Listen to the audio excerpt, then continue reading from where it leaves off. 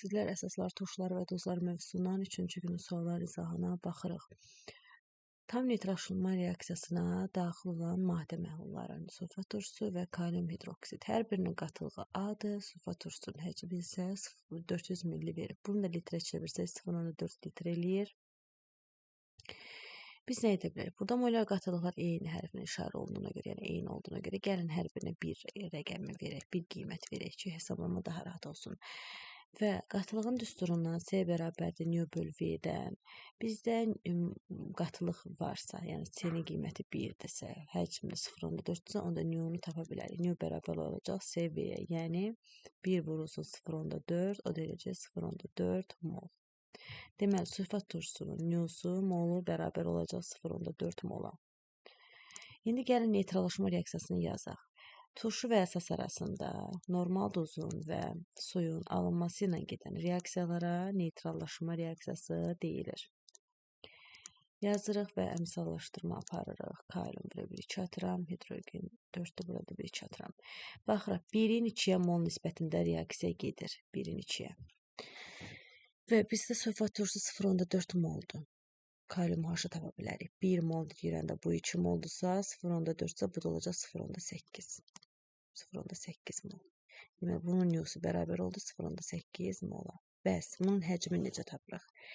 Yenə C bərabərdir nö böl V düsturundan. V həcm bizə lazımdırsa, nö-nu böləcəyik C-yə. Yəni, V bərabərdir nö nə qədərdir? 0,8 böl 1. Yəni 0,8 litr. Həcm millilitrinə soruşsa 1000-ə vuracaq, bu deyilir 800. A variantı olacaq cavab. Növbəti suala baxırıq. 66 nömrəli test tapşırığında hansı halda əsasla turşunun göstərilən mol nisbətində turş duz əmələ gələr? Turş duz o halda əmələ gələr ki, birincisi ilk olaraq biz çox əsaslı turşuları götürməliyik variantlarda. HNO3 bir əsaslıdır, HCl bir əsaslıdır, HCl bir əsaslıdır, qaldı sulfat turşuları. Çox əsaslı turşunu variantlarda seçəndən sonra baxacağıq indi mollara. Əsasla turşu arasında OH və H fərqinə. OH sayı daha çoxdursa əsasi duz, H sayı çoxdursa turş duz, bir-birinə bərabər olsa saylar isə normal duz alınacaq. C bəndində OH 2-dir, hidrogen 2-dir. Deməli, burada normal duz alınır. Bu da səhvdir.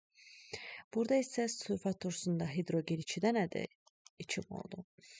OH isə 1 dənədir. Deməli, burada turş duz əmələ gələcək. Yəni, natrium, hidro, sulfat və su. Cavab E variantı olacaq.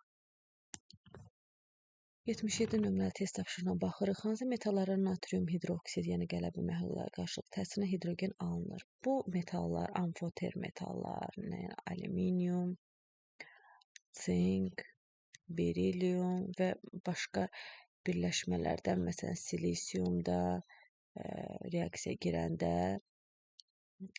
reaksiya yəni gedir və hidrogen ayrılır.